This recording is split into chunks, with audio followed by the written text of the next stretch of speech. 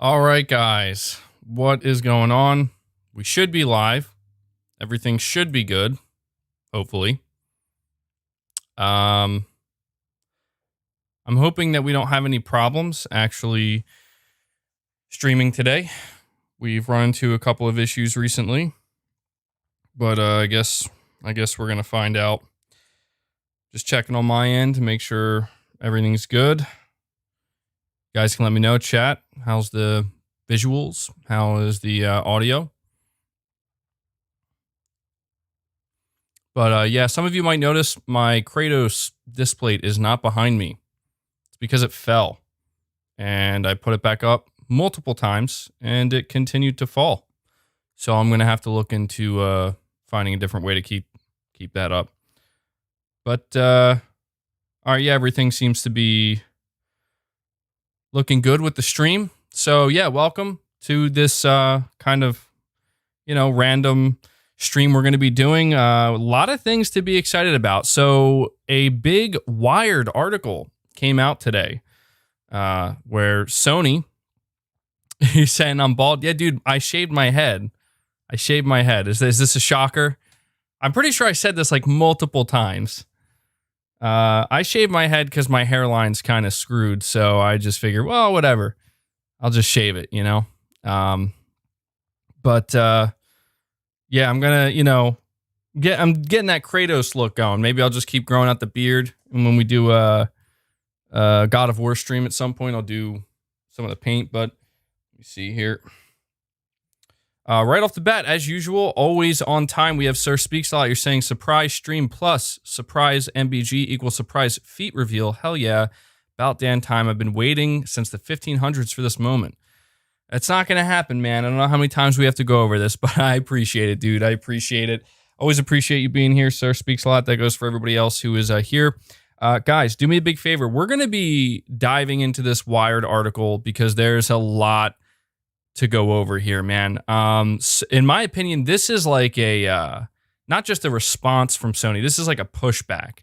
Now, they're not being like overly aggressive, but they definitely want to make people aware of a couple things. They definitely want to remind people of some things. And there was a pretty shocking reveal from Hermen Hulst within this interview that some people, not a lot of people, most people are not downplaying it, but there are some people that are, I think, not really understanding just how significant this reveal is. So, yeah, do me a favor, hit that like button to help this stream out. I'm hoping that this can be a successful stream and more people can see it.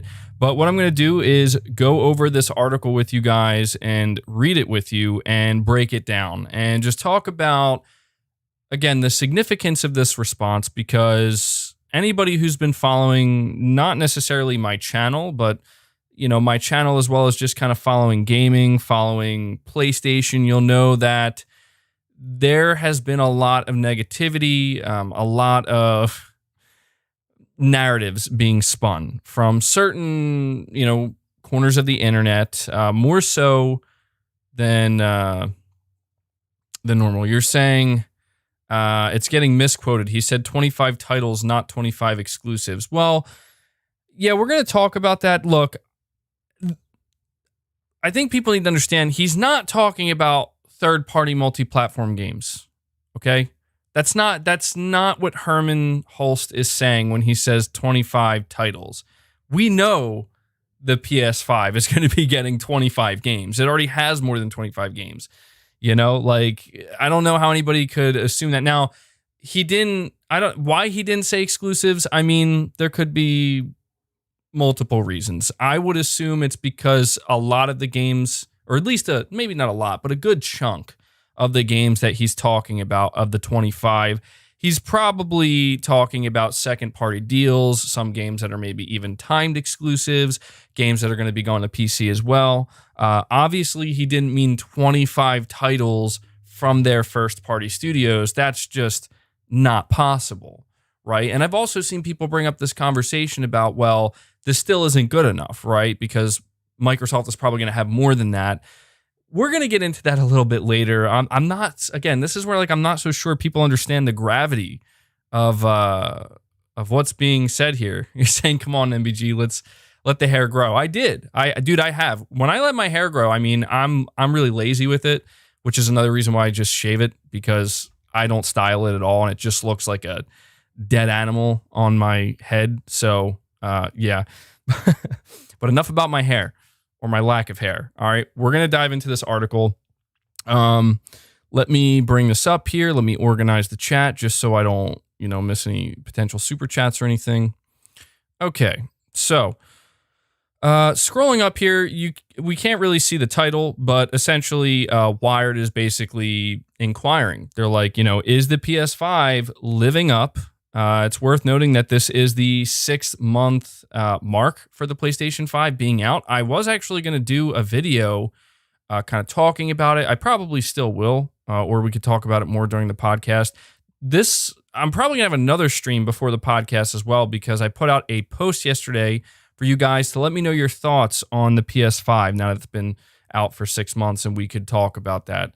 A Shorty Fayer saying it's later in the article, but what a quote. PS5 games weren't there to be exclusives. They were there to be showcases. Facts.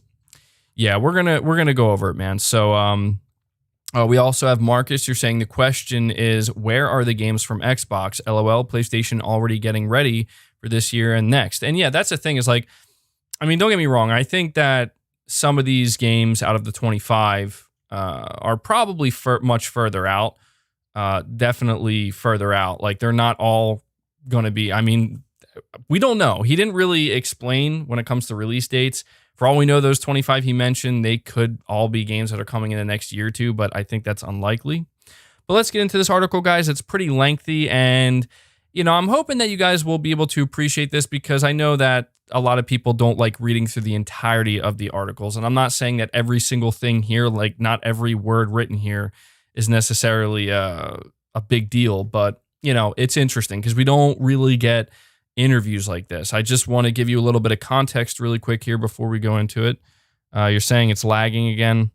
Dude, I'm starting to think it's my internet, because I'm sure the audio is fine. You can still hear me. It'll probably smooth itself out. But, just playing some online games recently, it was lagging like crazy. Like, and that doesn't normally happen. So I might have to contact my internet provider.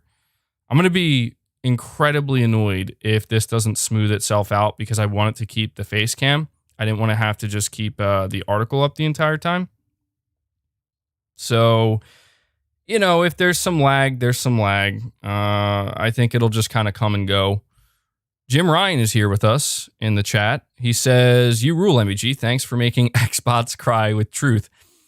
I'm sure that's the Jim Ryan, guys. I'm sure that's the real Jim Ryan is what I mean to say. And we have Mr. Twister saying Herman is head of first-party studios and exclusive second-party deals like Returnal. I am pretty sure he didn't talk about third-party timed exclusives because that's not his job. Yeah, that's a good point, actually, Mr. Twister. So there's a very good chance that the 25 titles he's talking about are console exclusives at the very least. At the very least. I mean, it would be crazy for me to think that he's not talking about games like Forspoken in there.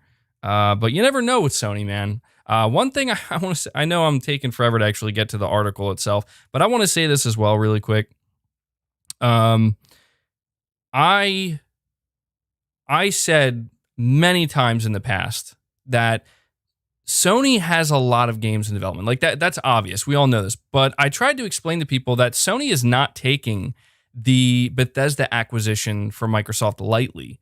They're not just like laughing at it and saying, "Oh, who cares?" I mean, don't get me wrong. Some fans are. Some fans are like, "Who cares about Bethesda? Who cares about how many games they're going to have? Who cares about Game Pass?" I get that, but they're still in competition with Xbox, and they did not take that lightly. So I tried to explain to people that for those who are underestimating Sony's ability to not necessarily produce quality games, because I think most people don't underestimate that, but for those who are underestimating Sony's ability to really bring the heat, I guess you could say, quantity-wise, like in terms of how many games, like the volume, when it comes to the game releases, I think people are going to be surprised, because that, in my opinion, was Sony's number one priority. Sony already has the quality locked down. They're going to make sure that they keep that quality bar high. And then at that point, going forward, it's a matter of, okay, what do we need to work on next? Well, Microsoft just bought Bethesda. We need to figure out how to strengthen our relationships with other publishers, with other, studios, smaller studios, medium-sized studios, large studios, and everything in between that. You know what I mean? So just want to make it known that, like, to me, this is not a shock. Like, I know I put in like the title and the thumbnail, like, shocking response. To me, this is not shocking, and maybe to some other fans it's not. But I've been trying to say this for a little while. Like, Sony is not messing around when it comes to not just the quality of their games, but the amount of games they're going to have. Chris B, you're saying people forget the ZeniMax acquisition was a desperation move because Microsoft got wind of what Sony has coming up. That is speculation. I mean, obviously, Microsoft would never admit that. But I've heard that actually as well. I want to make it known that I've heard that. I don't know how much truth there is to it, but it does make sense. I heard that. I mean, there's like conflicting reports. We've heard that apparently Microsoft bought Bethesda because Google or Amazon were approaching them, and Microsoft was like, no, we got to make sure they don't get them. That could be it. But yeah, I have no doubt that, we hear Xbox's vice president come out and tell us, yeah, PlayStation is our main competition. So, you think about that, and then you think about how many games PlayStation has in development. You put two and two together, and it's like, I don't want to say it's a desperation move, but I want to say maybe it was a necessary move for Microsoft to make in order to really try to make that big comeback that they want to achieve, right? Anyway, enough of that. We have to get into this article because it's very long, and I don't want this to be like a 3.5-hour stream. So 6 months after its November 12th debut, the PlayStation 5 is well on its way to being a success story, for Sony. As of March 31st, the company had sold 7.8 million of the new video game consoles worldwide, enough in both units and dollars to make it the biggest console launch in U.S. history, bigger than the Nintendo Wii, bigger than the Xbox One, bigger than even the PS4, and who knows what that number might be if everyone who wanted one was actually able to buy one. So that's what I've been saying for some time, right? Like, it's quite shocking, honestly, that the PS5 is managing to break these types of records, during a time when they just can't produce enough units and like there's shortages everywhere. Pretty crazy. It does really make you wonder, what would they be able to do if they could keep up? Figuratively literal, you're saying Matt Booty bringing the triple A-ness to Microsoft. Dude, there's a lot to unpack in what you just said there, man. There's a lot to unpack. Also an inside joke that I'm sure many of you are well aware of. But continuing on here, says, in a world of gaming, PlayStation reigns supreme, but it isn't supreme. It's not engineering scarcity to create marketing buzz like a streetwear company. It's trying to get its $399 console into consumer hands, which is exactly why, in the same breath that he's using to discuss how the PS5 is outpacing even its mega-selling predecessor, Sony Interactive Entertainment President and CEO Jim Ryan is apologizing. Okay, so let's keep it rolling here. He says, we're working as hard as we can to ameliorate that situation. Ryan says on a Zoom call mere hours after receiving his second CV vaccination shot. We see production ramping up over the summer and certainly into the second half of the year, and we would hope to see some sort of return to normality in terms of the balance between supply and demand during this period.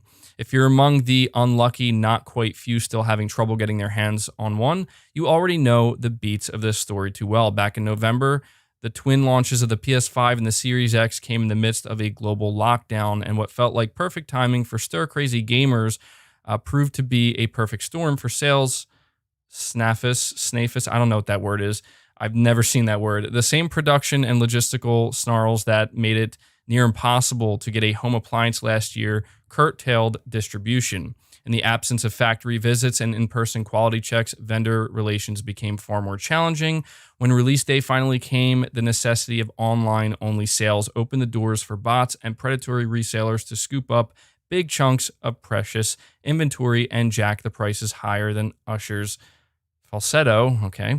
And then there's the semiconductor shortage that has affected TV companies and car makers alike. So it continues by saying promises of amelioration may feel like cold comfort, but whether you're among the 7.8 million who already have a PS5 or the millions who might have one, if not for that whole unprecedented global disruption thing, the real question is whether the PS5 is delivering the experience. Are developers harnessing its feature set to create games that weren't possible before. Have first-party and indie studios navigated the pandemic well enough to keep the pipeline of exclusive titles stocked? Is the PS5 proving to be, as PlayStation chief architect Mark Cerny promised 2 years ago, a revolution rather than an evolution? The short answer is yes. The slightly longer and more accurate answer is it's getting there. So, yeah, just to kind of preface this, I probably should have said this before we dived into it, but there's interviews in here with Jim Ryan, Mark Cerny, Hermen Hulst, and some developers who are making games for the PS5 as well. It's going to be interesting to hear from Mark Cerny and Hermen Hulst, honestly. Jim Ryan, he's out here basically saying the same thing he has to say, which is like, we're sorry, we're trying to make more PS5s. To me, it is certainly good to hear that he expects them to ramp up production somewhat, as we get closer to the holiday season. I mean, you got to imagine that's going to be absolutely critical for Sony, especially if Horizon does end up releasing this holiday season, which we're going to be talking about. I see you guys are hung up on the word that I couldn't say. You're saying snafu equals chaotic state. Okay. Yeah, I never really heard that word before. Interesting. Learn something new every day, right? All right, so we're going to keep going on here because the real meat of this story comes later on, but I want to make sure to go over all of it because, again, we don't get, response articles directly from Sony very often. And, I mean, they're choosing to do it through Wired, but goes on to say the day a new game console comes out is about far more than a shiny new piece of hardware. It's also traditionally a chance for a company to make an argument for said hardware through software, including games that could only be played on that console. System sellers can happen anytime, but launch system sellers are a special breed. Think Halo Combat Evolved on the original Xbox, Resogun on the PS4, Super Mario 64, The Legend of Zelda Breath of the Wild. Hell, think Wii Sports. And yes, Nintendo has always leaned on its launch titles harder than anyone. It's had to. It doesn't compete on console horsepower, instead attracting customers with gotta play it first-party exclusives. So, yeah, that definitely seems accurate. But by 2020, when the Series X and PlayStation 5 arrived to signal the dawn of a new generation, those expectations had changed somewhat. The PS5 may have launched with a dozen titles, but nearly all the standouts from Spider-Man Miles Morales to Assassin's Creed Valhalla could be played either on the PS4 or another platform. On paper, this might have been disappointing, considering, though, that the best PS5 games weren't to be exclusives. They were there to be showcases. So, yeah, pretty interesting stuff here. So, continues by saying people could web sling through Manhattan as Miles Morales on their PS4, but they couldn't fast travel across the city in mere seconds unless they were on a PS5. With its load time killing solid state hard drive, they could enjoy the scenery on the PS4, but they couldn't see Miles's reflection in buildings and puddles as they passed without the ray tracing effects that the PS5 enabled. When you can see true reflections in a video game, it's a pretty spectacular moment for players, says Ted Price, co-founder and CEO of Spider-Man developer Insomniac Games. Beyond dialing up eye candy and intensity, scroll down a little bit here, those early titles also become a barometer by which Sony Interactive could gauge how developers were utilizing the new features the PS5 made possible, not just ray tracing or the SSD, but 3D audio capabilities and the robust haptics of the DualSense controller and its adaptive triggers that can deliver variable pressure. Just because a machine can do something doesn't mean developers will take advantage of it. Does that sound like another console we maybe know of that's out there right now? I know. I'm taking shots needlessly, but still, as I lost my place here. So, it says, but last summer at a console reveal event, Sony showed off a double handful of titles that would be arriving for the PS5, 6 of which featured ray tracing. That's astonishing, says Mark Cerny. I thought ray tracing was something that would be used in second and third generation titles. I thought that maybe an early title might show a little bit about the potential, and it would be one of those things where you'd be wondering, as somebody involved with the creation of the hardware, was this worthwhile to be put in, given the associated cost in silicon? And to have that question answered the very first time titles were shown in public was amazing. So the article continues by saying, amazing because some console tech never catches on, either because it's simply not intuitive, Mark Cerny cites the PlayStation Vita's rear touchpad, or because it takes time to learn the intricacies of a new machine. Anytime a new console is on the horizon, and again when it's released, Cerny travels around the world talking to studios about its capabilities, and he's heard it all, including literal boos, as as he told one unnamed developer years ago that the forthcoming PS5 might use a bit of flash memory to help the cache data. The boo worked. Sony moved away from that architecture choice. So, dude, that's pretty funny. That's pretty funny. Mark Cerny's out here saying that, like, look, he goes around and he talks to developers about the hardware that Sony's in the process of making, and he's saying that apparently he literally got booed at one time by I'm assuming it's a prominent developer, because that single boo, like them saying no, don't do that, made them go back and be like, okay, never mind. Like, it seems that this is not something developers want. Continues by saying Cerny's most recent developer tour happened virtually, of course, but he was surprised by what he found. The conversations can be very contentious, he says. I actively seek out the people who will have strong opinions, who clearly lay out all of the issues they are having with the hardware, so we can get busy thinking about how we can address those in the future. The PS3's architecture made it difficult to get a graphics pipeline going. The PS4's CPU wasn't as powerful as folks hoped. The PS5, Cerny says, has found miraculously little pushback. So I actually thought that this was a pretty important part to highlight here, where Mark Cerny is being very candid, saying that we got pushback from developers, or feedback, I should say, not pushback, from developers about the PS3, how it was difficult, to establish a graphics pipeline. Even with the PS4, for as successful as it was, apparently not all developers were happy with the CPU. They wanted a more powerful CPU. And apparently with the PS5, I mean, I don't think Mark Cerny would lie, but he's saying, like, there's miraculously little pushback. I mean, he's using the term pushback.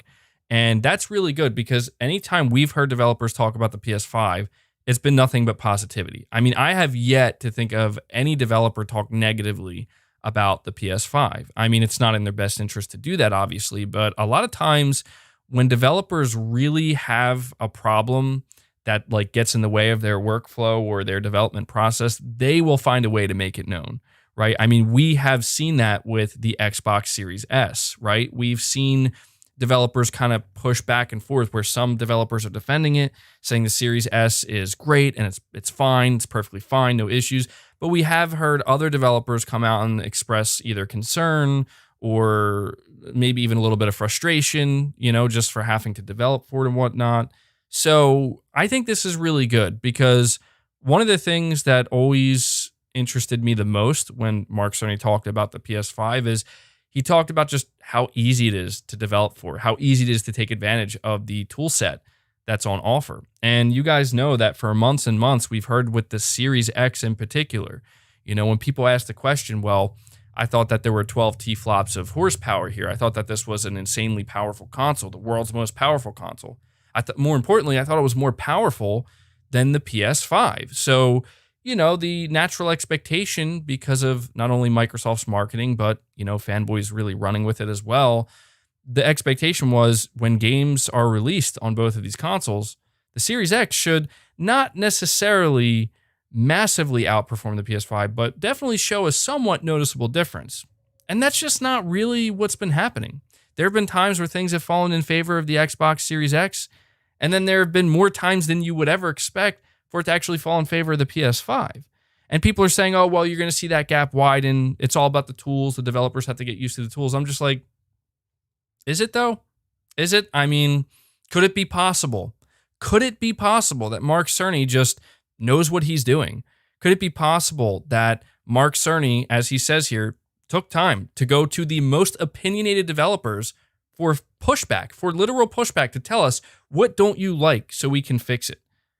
I think it's been made very obvious by this point, but it's nice to hear it reiterated once again by Mark Cerny himself, that the PS5 was developed to be as easy to develop for as possible, to be as developer friendly as possible. And I think that that's what matters most. Mark Cerny said himself in like a Washington Post interview that, if we build a console that developers like making games on, and it's easy for them to make games on, and it's developer friendly, then the rest is just, it's kind of just a natural process. I'm paraphrasing what he said, but he basically said the games will come.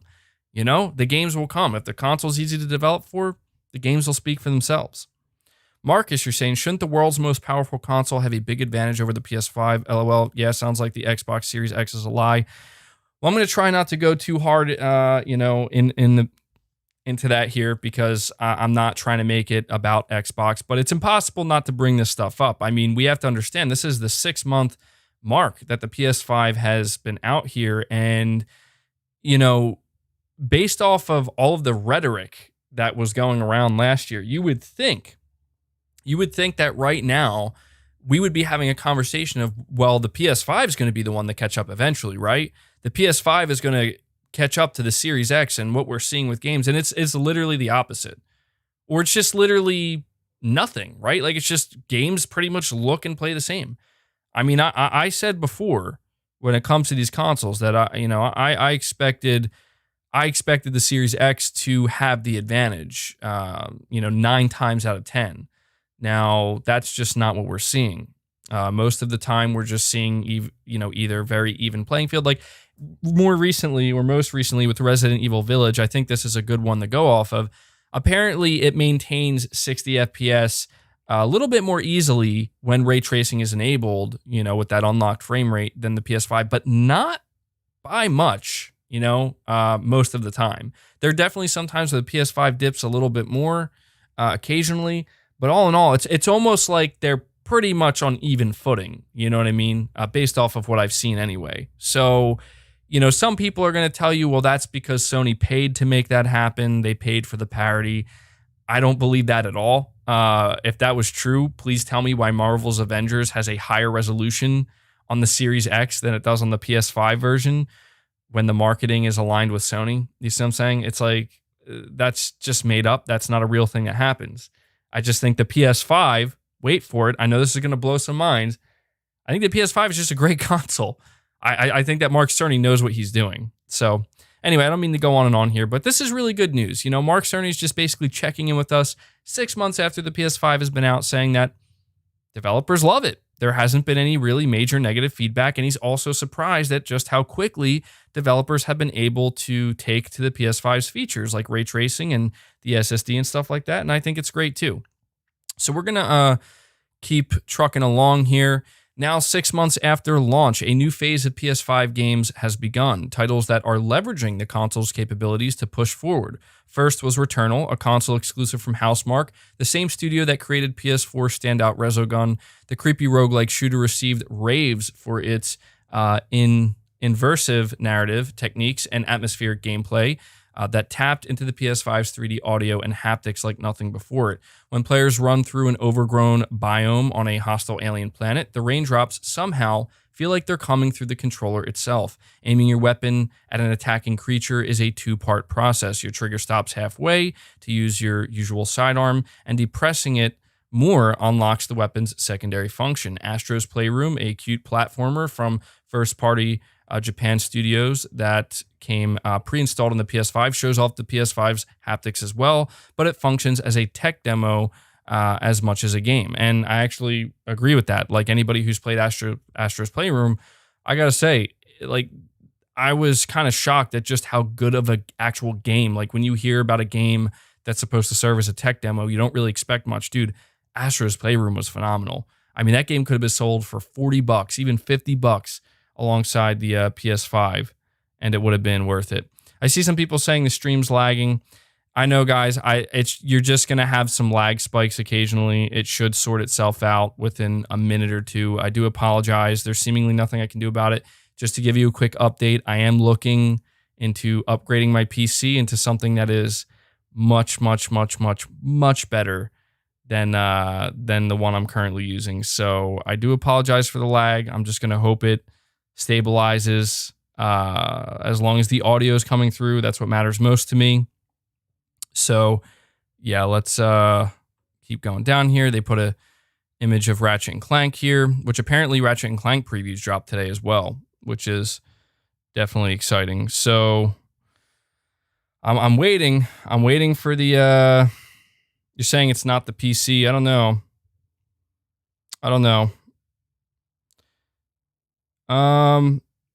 Yeah, so I do apologize if it continues to lag. Just listen to my voice, I guess, and hopefully it'll sort itself out. There's really not much I can do. I don't have many programs opened up in the background at all. At least nothing that should be causing it to really kind of collapse, but I just have these spikes. I do apologize. I know I sound like a broken record, but it is what it is.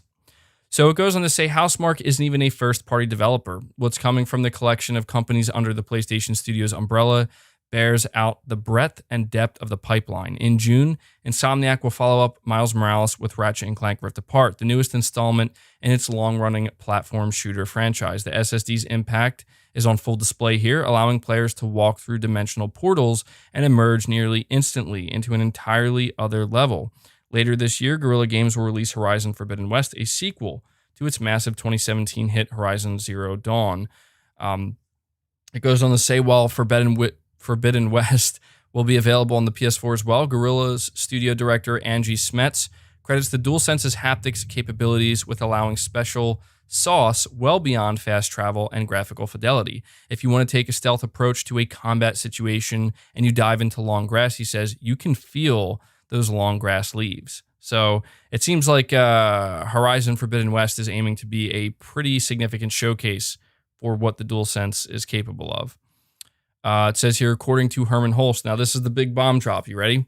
This is the big bomb drop in this article, in my opinion.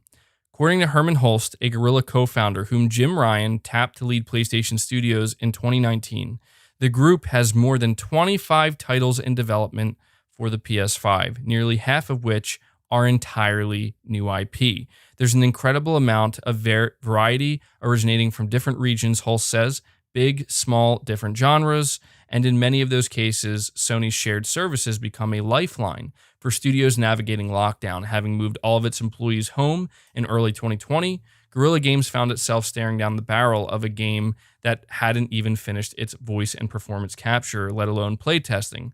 For the audio, Guerrilla shipped recording booths to the voice actors' homes. Performance capture was tougher since it couldn't use its usual facilities in California, but last summer, the studio moved into a new Amsterdam space they designed to have a motion capture stage. That, plus some very careful hygiene, allowed them to get what they needed.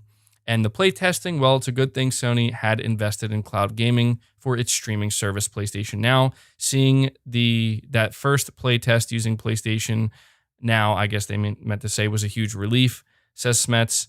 Knowing that, okay, great, we can continue. So this paragraph here, the one we just read, I think this is the one we're going to want to pay the most attention to, because I think that this has the most significance to it.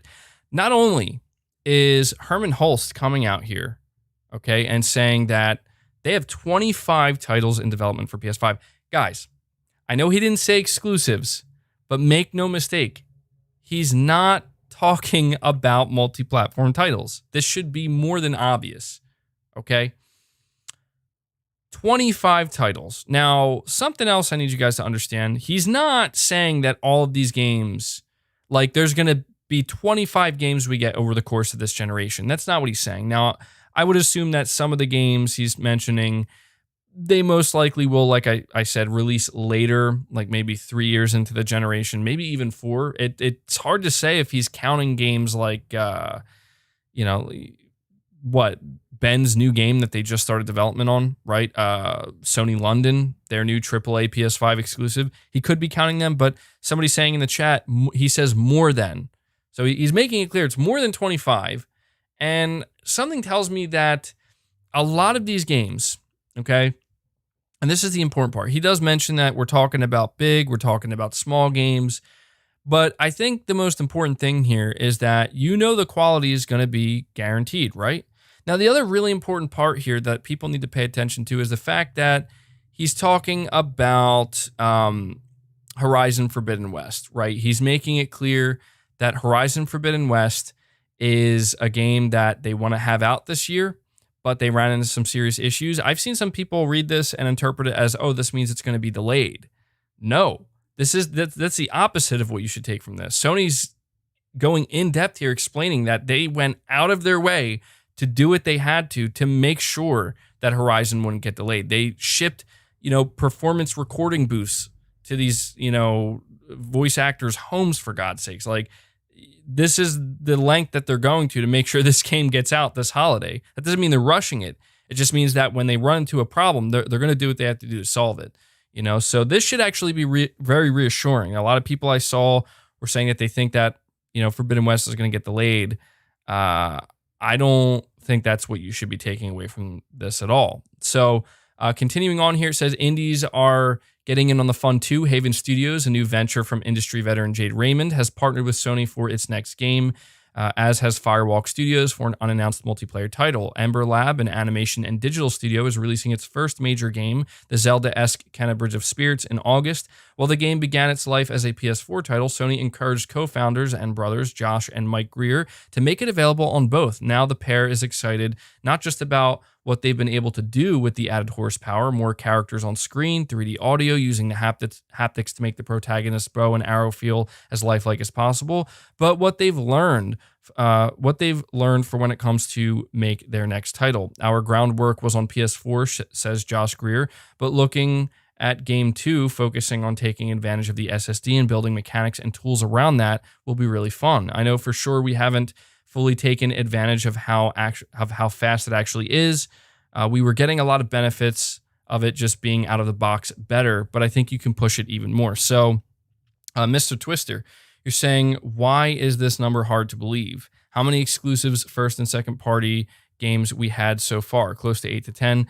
I don't think that number is hard to believe at all. I just think that it's just a shocking statement, right? Like, it's just a shocking statement for Sony to just come, Hermen Hulst to just come out and be like, yeah, we have more than 25. It's worth noting, half of those are new IP. Do you guys remember just a couple of weeks ago, all of the negative fear-mongering, well, this is why I'm worried about Sony, fake outrage, fake concern about the direction PlayStation's going, and all these articles that I reacted to that we talked about.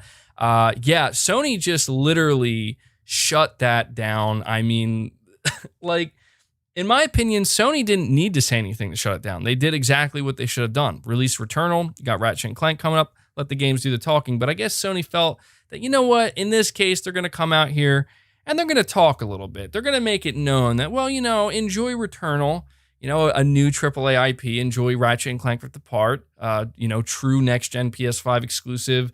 But we're gonna let you know that we got a lot coming, and I just think that that's something that, this is what I like about Sony, man, is that they don't mess around. Like, they don't BS, is what I'm saying. Sony doesn't BS. They just come out here, they release games, and when they talk, they're not trying to convince you of anything, right? I mean, at least that's not how it sounds to me. It just sounds like they're like, hey, this is what we're doing, and this is why we're doing it, and please be excited. Like, they're not out here basically making promises. At least that's not what it feels like to me. And if they are making any promises, most of the time they're living up to it. Now, have I taken what Sony has said and maybe stretched it a little bit? Of course I have, but that's just the nature of, what I do here on YouTube. It's going to happen sometimes.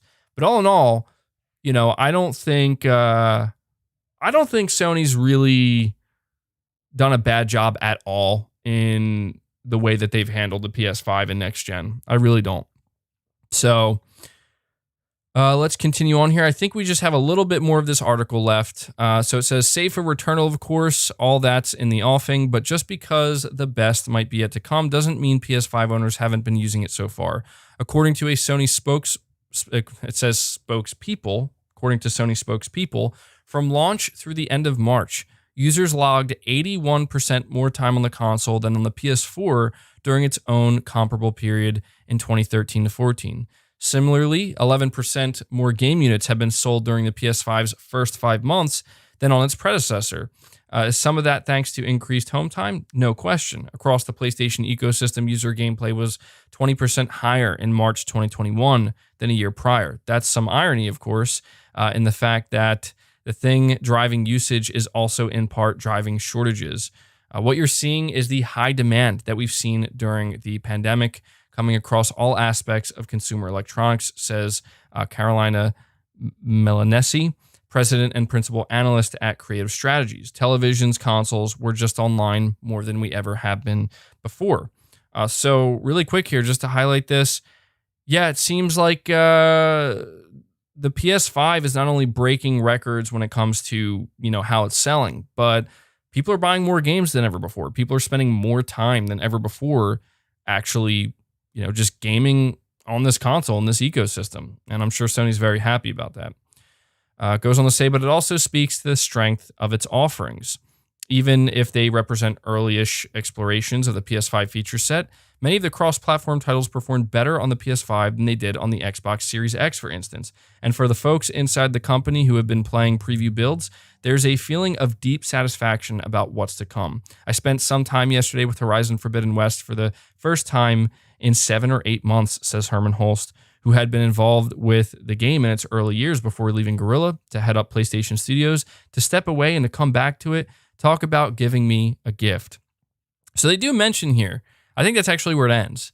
And so they kind of end it here with a little bit of a, I won't say a haymaker, but just kind of pointing out that, yeah, a lot of these PS5 games have performed better than they have on the Series X. Not all of them, just, many of them, more than you would expect. And it seems that Hermen Hulst is teasing Horizon Forbidden West a little bit here, basically saying that the progress that they've made since the last time he saw it is exciting. And I'm sure Hermen Hulst cares very much about how Horizon Forbidden West is going to perform, because after all, this is the man who was the head of Guerrilla Games, right? So I'll just keep this picture of Ratchet and Clanker. So yeah, let's talk about this a little bit, okay? It's been an interesting 5 months of the year so far, right? When it comes to the PS5 and the Xbox Series X, okay? The most interesting thing to me is how, and it seems that my stream's lagging again, but it should sort itself out. It seems to be sorting itself out, so I'm just going to leave it. But the most interesting thing to me is how, for the first couple months of this year, it seems like Xbox kind of dominated the narrative. It dominated the press, right? It seemed like every week there was something new about Xbox. There's like, there's this, there's that. Thank you for the $5 donation, Solid Snake. And that's fine, right? And it was weird to me because I remember talking about it, and I remember saying to you guys, just be patient. Okay, this is what I said. I said over and over again, just be patient. Sony has not given me any reason, PlayStation has not given me any reason to jump the gun here and believe that they're going to really just kind of go downhill, right? I tried to explain to everybody that Sony is seeing everything that's happening. Sony's aware of the momentum that Xbox is gaining, and they're aware of how big of a deal the Bethesda acquisition was in terms of mind share, in terms of it making the pendulum swing. And I told you guys this as well. Watch how quickly the pendulum swings back, okay? Because if there's one thing Sony's very good at, it's just delivering what gamers actually want. And if you talk about, well, how do we get the pendulum to swing back quick? I'll tell you right now, you know how you don't do that? By talking and talking and talking and talking some more and not delivering. Okay, that's not how you get the pendulum to swing back. You get the pendulum to swing back by letting the games do it, right? By releasing games and then doing a little bit of talking. I mean, don't get me wrong. I don't think Sony should be completely silent. I think it's important that Sony does stuff like this, right? I think it's important that Sony puts out these Wired articles where they have Mark Cerny talking, they have Hermen Hulst talking. I wish that they would, honestly, like the only criticism I have here, I wish that Sony would make a little bit of a bigger deal out of this. Like, I kind of wish that they didn't do it through Wired, right? You're asking me if I finished Returnal yet? Not yet. Still in the process, dude. Still in the process of getting my my teeth kicked in with that game. But I'm loving it, dude. I'm loving it. Don't worry. I'm definitely gonna talk more about Returnal once I take it all in. Is my stream still lagging, by the way, guys? Let me know, because maybe I can close a window or two here. Space Gambler Jr. saying, same thing for the overpriced GPU piggy bank. Yeah. Yeah, so on my end, it looks like it's lagging a little bit.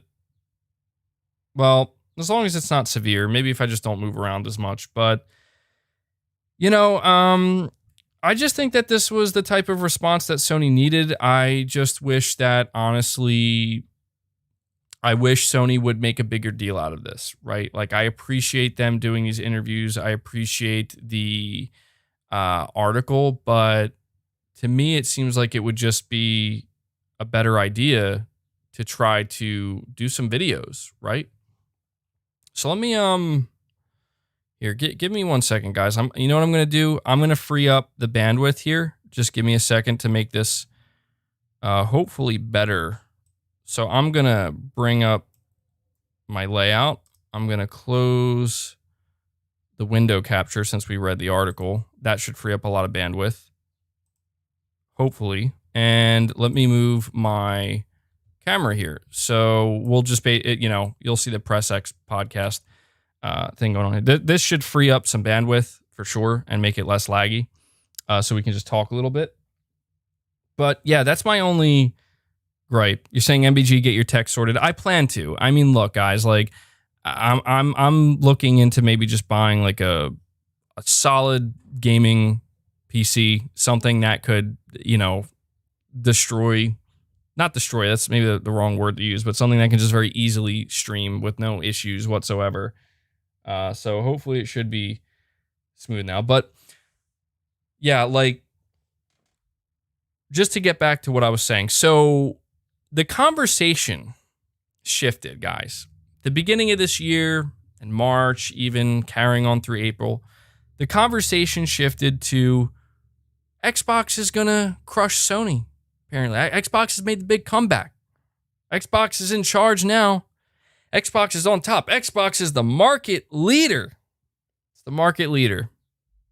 And you guys know, I know that I can't get away from the fanboy stuff. I mean, it's not going to happen. It's just the nature of the channel. I've been labeled. It's fine. In some cases, I do like to own it because, I mean, hey, if being a fanboy of great games, if that's what makes me some kind of fanboy, then fine. Fine.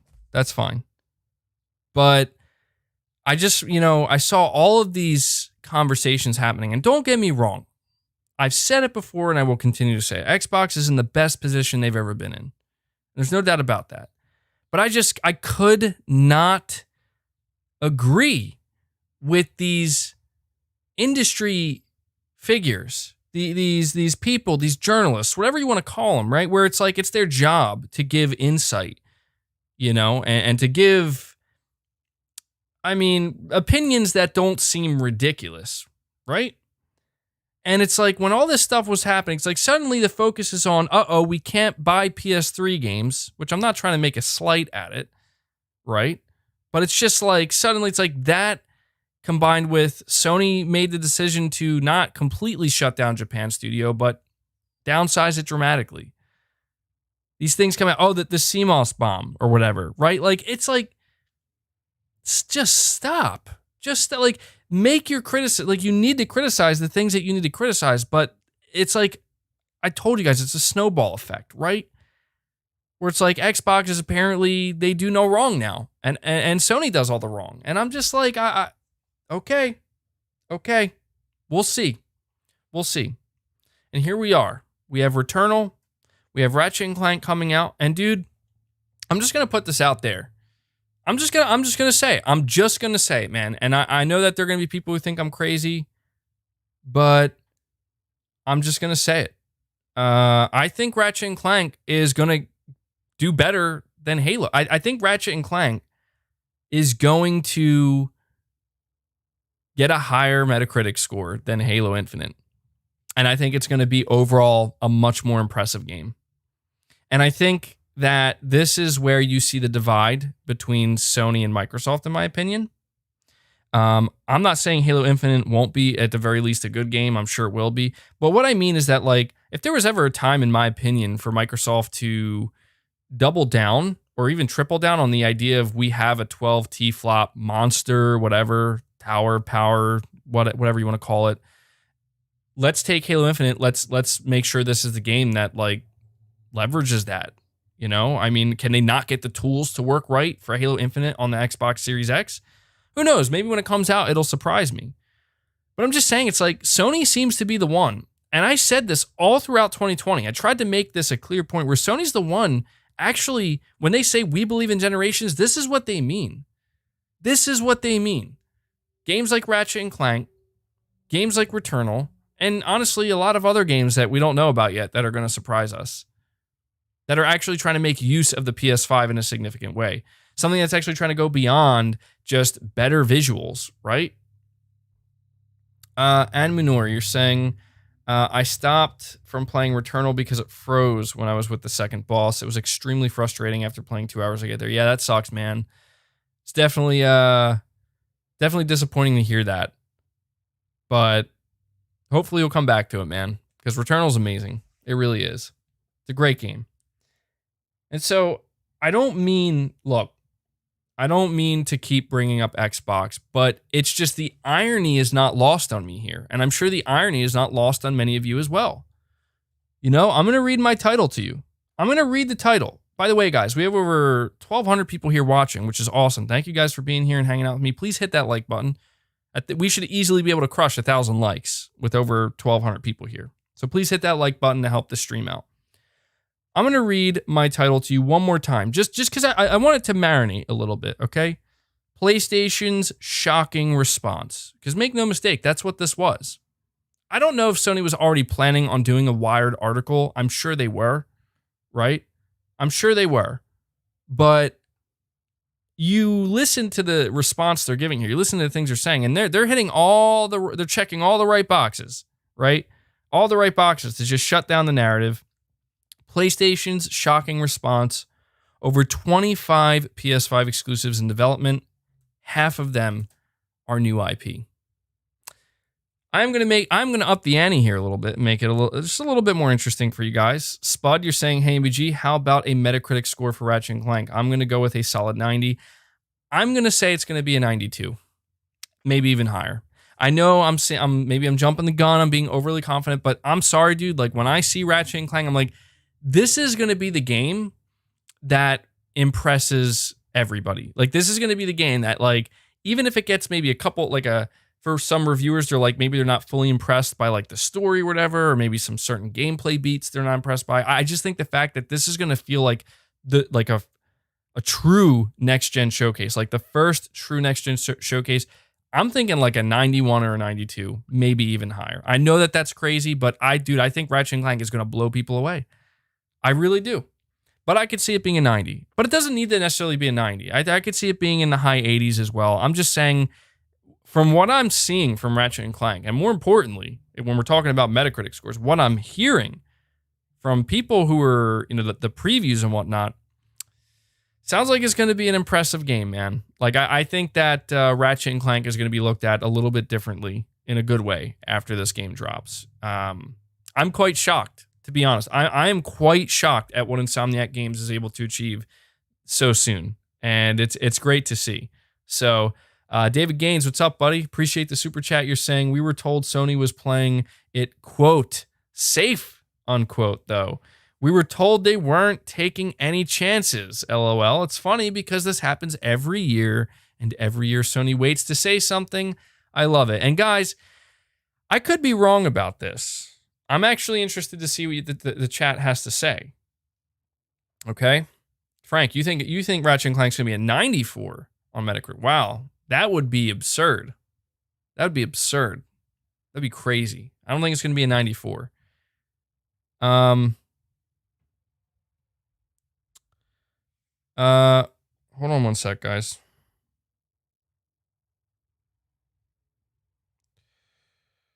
Okay. Sorry. So, just got super distracted. ADHD kicking in.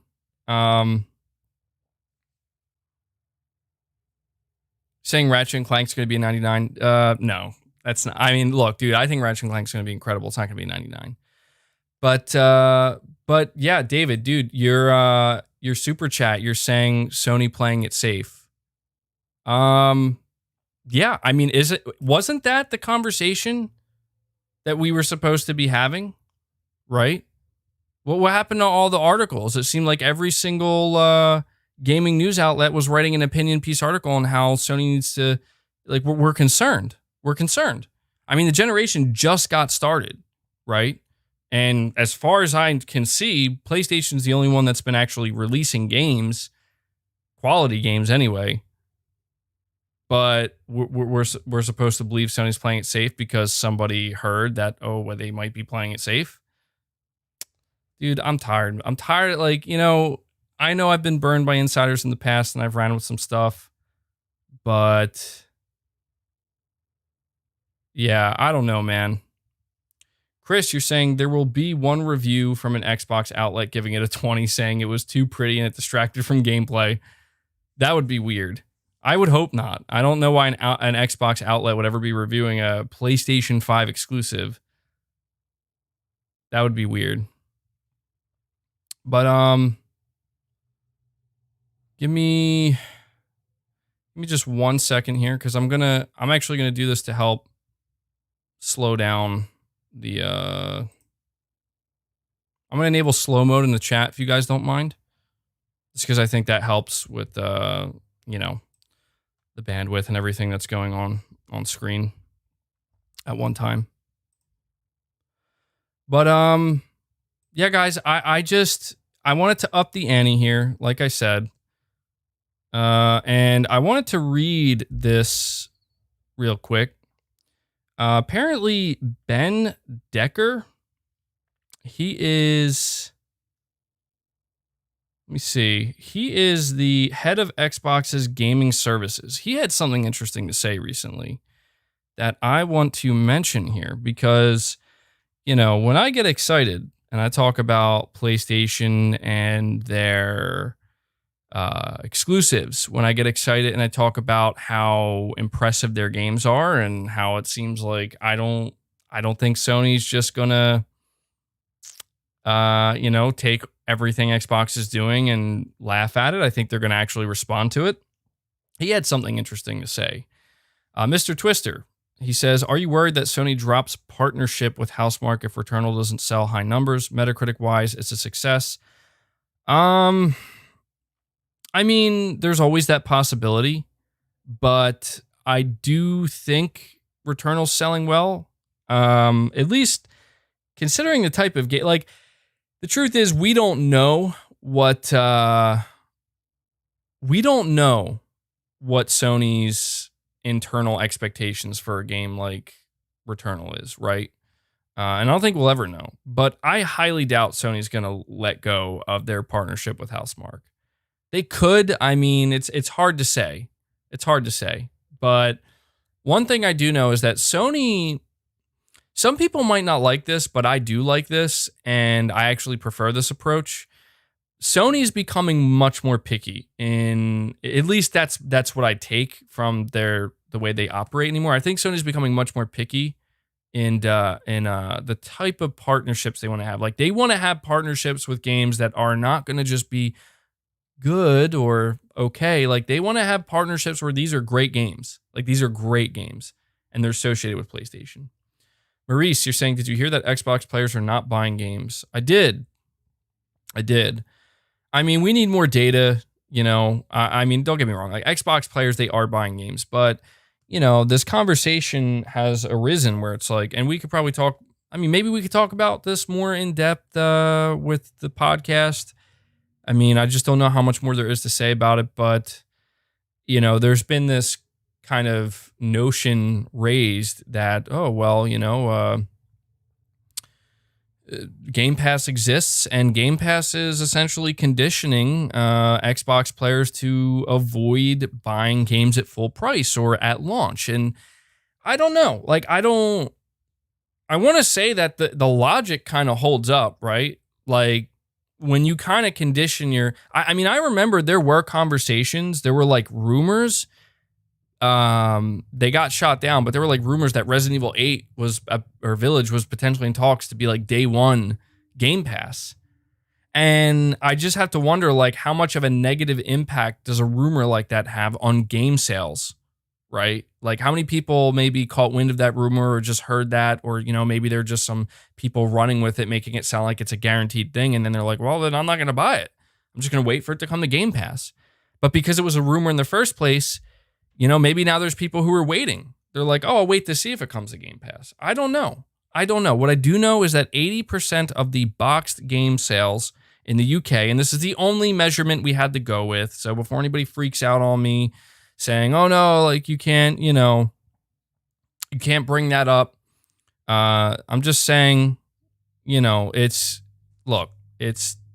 80% were on PlayStation between PS5 and PS4 for Resident Evil Village. I mean, I don't, that's just what the data says right now. We'll have to see if that data is indicative of, you know, like across the board, like what that's roughly what it was like an 8-to-2 ratio. I would think that would be too crazy. I wouldn't expect that, but you never know.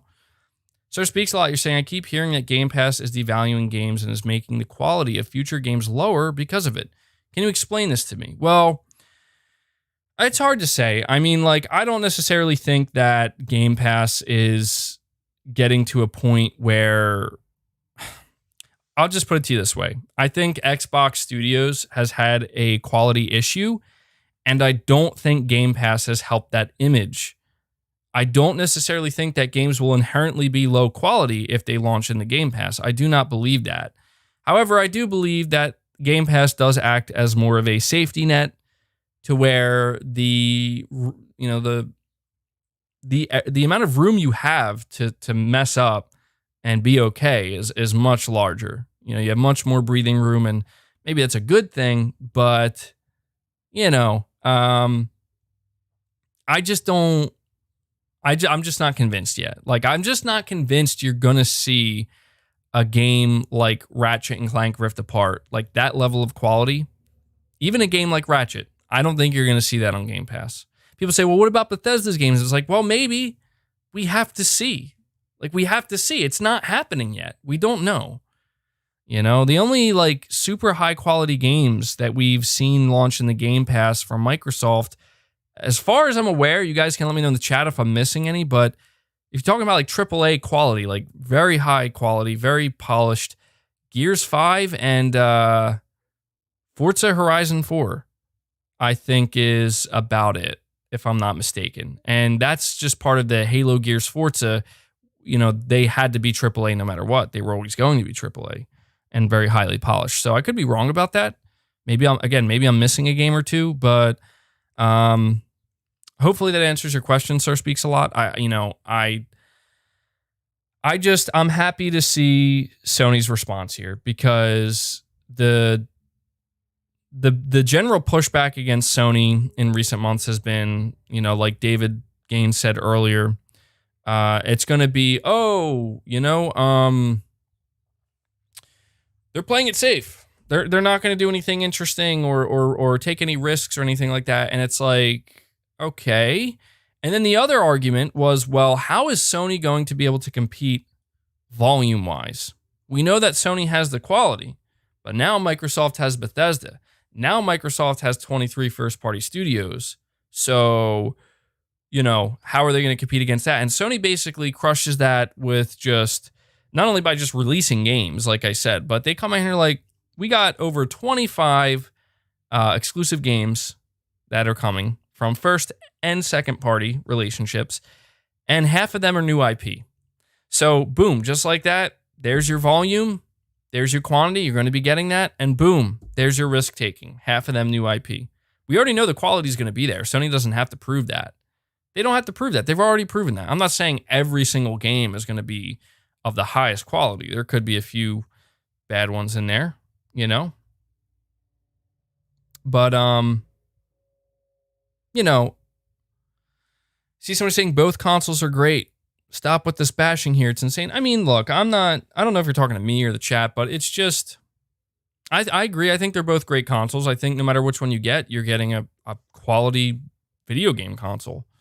It's just and I can only speak for myself, but for me, when I think about investing into a a new console, right? Like a next gen console, the thing that I look for is, well, what makes it next gen?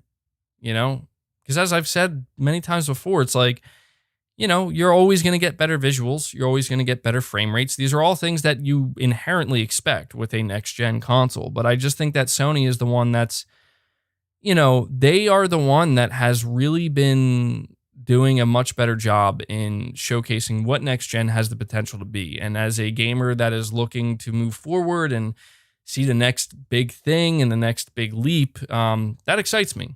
You know, that doesn't mean I'm trying to say that the Series X is garbage because of that or anything. I just think that there have been some things said about the Series X that I have yet to see happen and I'm not convinced of, and that's it. That's all it comes down to, you know? So, but let me just read this real quick, okay? Because I'm going to end the stream soon. I don't want it to be too long. So, Xbox's head of gaming services, Ben Decker, has hyped a new unannounced game currently in the works at one of Microsoft's many studios in a new interview with Games Radar.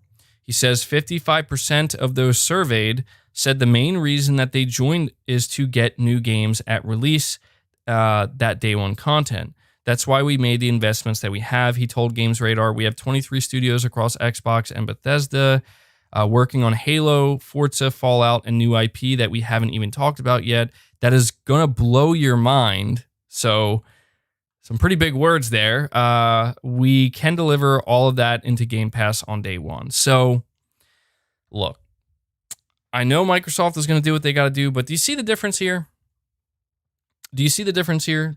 I just wanted to end this stream with this because I think that this just does a good job in highlighting the difference. So, we have Sony coming out here talking up their games.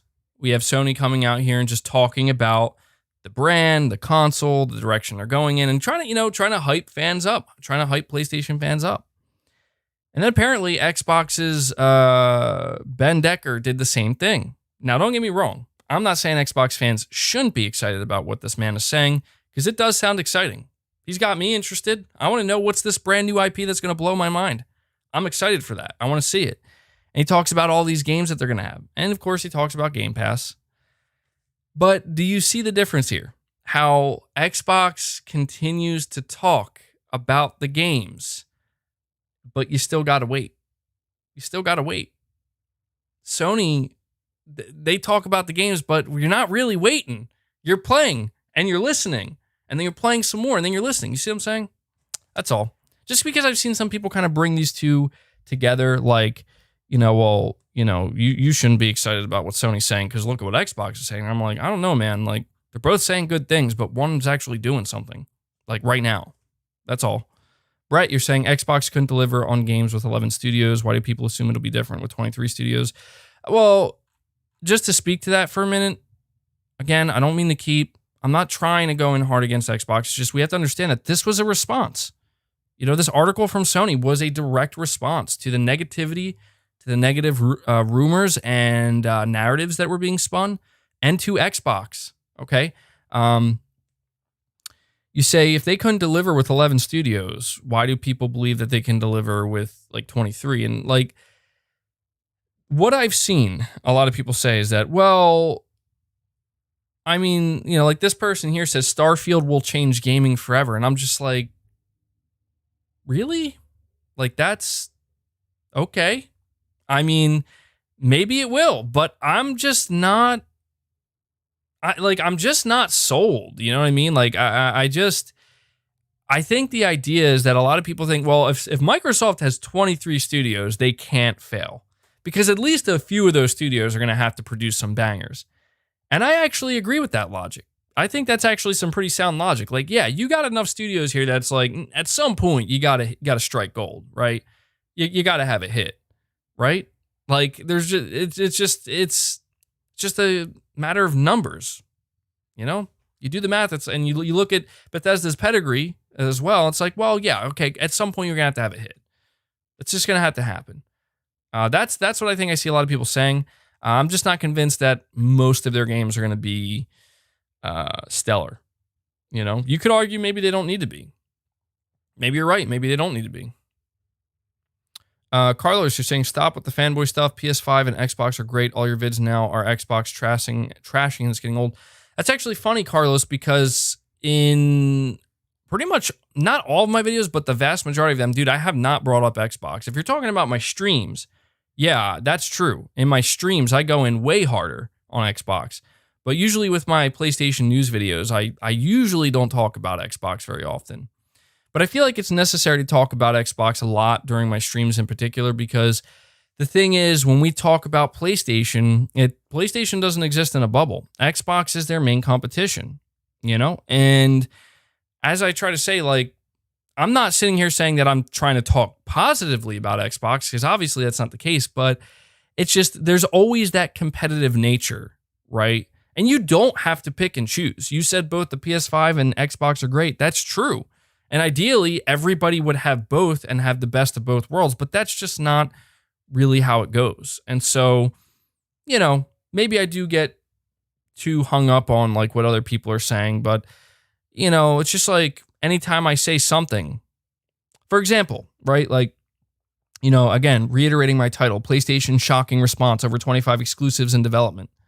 You know, I say something like that and it's like, I'm going to have at least 5 to 10 people throwing stuff my way about, well, Xbox this and Xbox that. And I'm like, okay, well, let me tell you what I think about Xbox. Let me tell you why this is actually, you know, you're saying MBG has actually been giving Xbox props lately. I have. Dude, I'm just not giving them, I'm not giving Xbox credit where it's not due.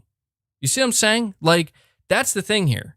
I am giving Xbox credit where it is due, which is they have turned around the narrative.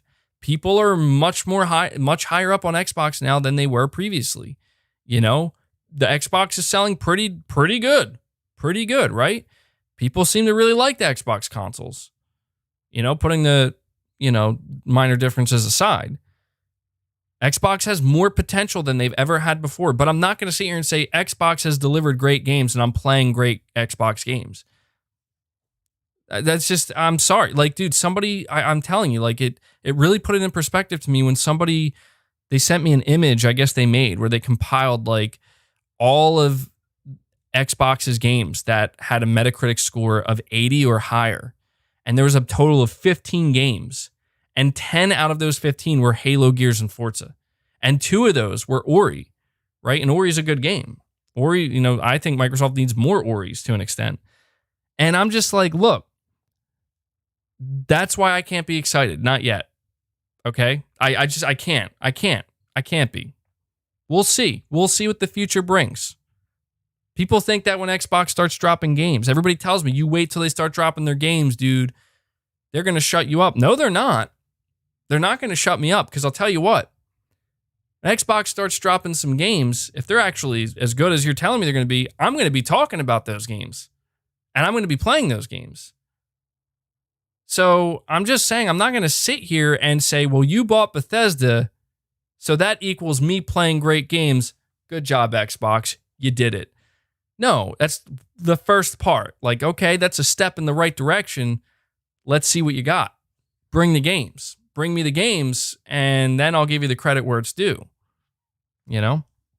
That's all. I just think people get confused sometimes with the way I talk about this stuff.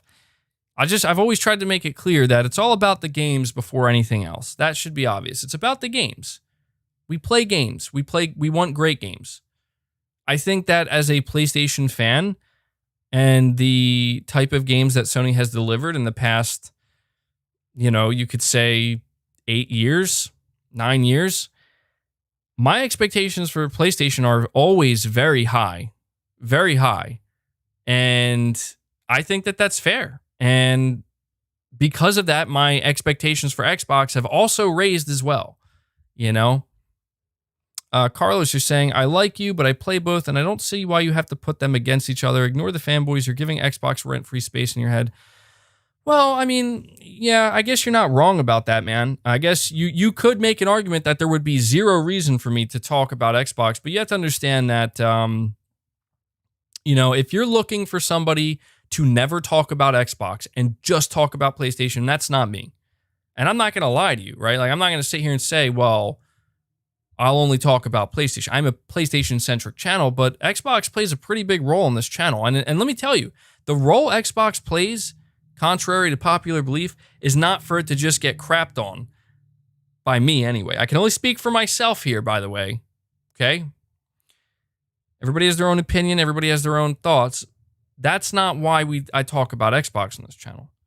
I talk about Xbox because, in my opinion, things are at their most interesting when the competition is fierce, because that's when you see a lot of different great things happening all at once.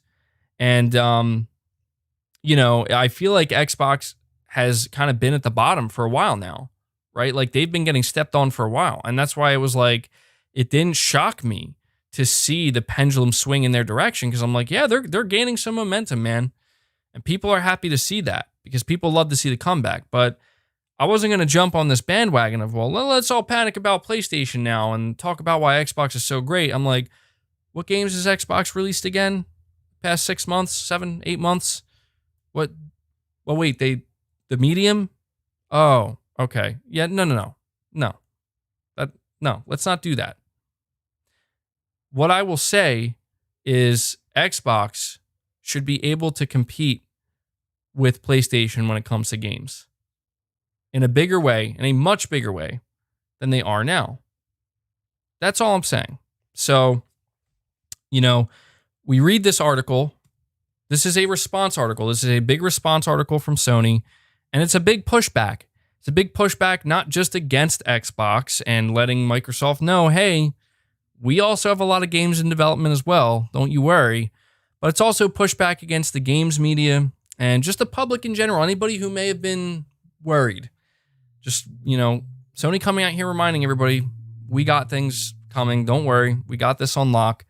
And I think all in all, the most important thing here is that the main point of this article that I don't want to, I've certainly gotten away from, and I'll end it here, is this was released at the 6-month point of the PlayStation 5 being out. And I'm probably going to do a separate stream where we talk about our experience with the PS5 and what it's been like so far, now that it's been out for half a year.